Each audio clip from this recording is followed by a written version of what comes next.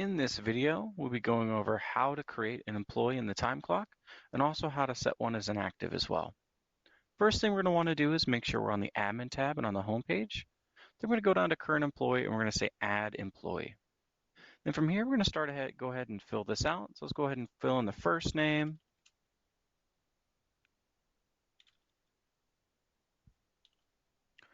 fill in the employee number. Now this is the ID that comes from payroll. So what I'm going to do is just put in a test one here. And then badge number is the last 6 of the SSN. Once you have the employee information filled out, which is their first name, last name, employee number, and badge number, we're going to go ahead down to payroll information. So then from here, all we're going to want to do is go ahead and select their payroll policy. And by default, it should just be on default unless you have something specific. Let's say the employees can't get lunches, or they have specifically different stuff for PRNs, and that is based on your community. Next piece here is shift differential. So if they need a shift diff, just hit the drop down and select the appropriate shift diff.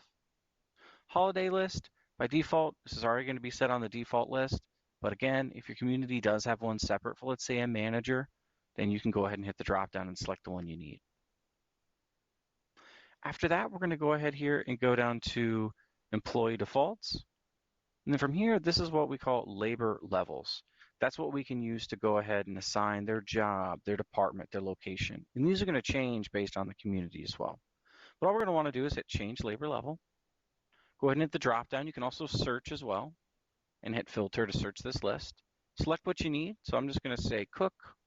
I'll say department. I'm just going to put in one random here. Then I'm going to go over to location. Now those are the main 3 labor levels, but each community may have different ones as well. So for example, some may have PBJ, some may have some other ones as well, and that's based on the community. But when you're done, just scroll down and hit apply, and now that's going to be set. So then every single time they punch, those values would be on each one of those. Next item here is web access. This is what allows them to go ahead and log into the web portal to view their hours, see if they have a schedule. That's all done right here. So all we're going to want to do is if they don't need to do that, you can just uncheck the checkbox and then you're done with web access. But if they do, we're going to want to go ahead and put in a web login ID. Now by default, it is the same as their employee ID, but again, it can be changed. I'm just going to go ahead and copy this, paste that there. And then the same thing for the password. By default, it is just the employee ID, but you can change it as well. And once we're done, we're going to go ahead and hit apply. And now the employee is made. If you need to record pay rates, you can also do that on the profile as well. Let me go ahead and open that back up. It'll be right here on the right. If you have access, it'll just say pay rate, and then you can go ahead and enter in the amount you need, and then just hit apply.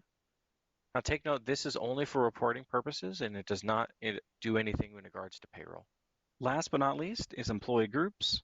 This is used if your community uses them to organize who can see which employees, and it's also used for reporting as well.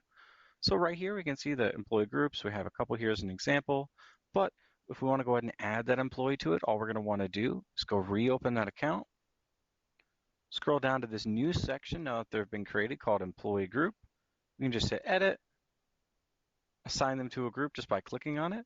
Now if you do need to do more than one, you can hold the control key and select multiple, and everything highlighted is selected. Or let's say I want to select one, I'll hold shift and select the bottom one, and it'll select all of them. Basically uses the same controls as were in Excel. I'm just going to select hourly, hit the arrow and hit update, and then go ahead and apply. And now that employee is in the group. Now let's say we want to go ahead and term this employee. They're no longer with the company. All we want to do is go ahead and open up their account, select inactive, hit apply, and that's that. Their account is now inactive. They can't access the portal. Anything else that was running before is now turned off, and the employee is no longer an active employee.